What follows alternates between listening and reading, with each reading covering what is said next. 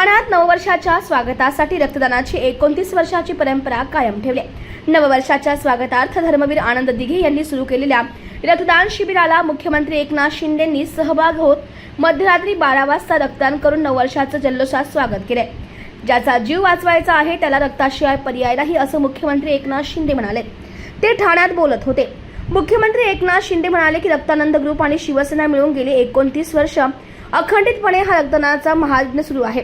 काही उपक्रम सुरू होतात पण कालांतराने बंद होतात, परंतु ठाण्यामध्ये धर्मवीर आनंद दिघे साहेबांनी सुरू केलेला उपक्रम तसेच अखंडितपणे सुरू आहे। मी स्वतः 31 डिसेंबरला रक्तदान करतो। एक आगळा वेगळा रक्तदान शिबिर, महारक्तदान शिबिर या ठिकाणी दरवर्षी आयोजित केला जातो।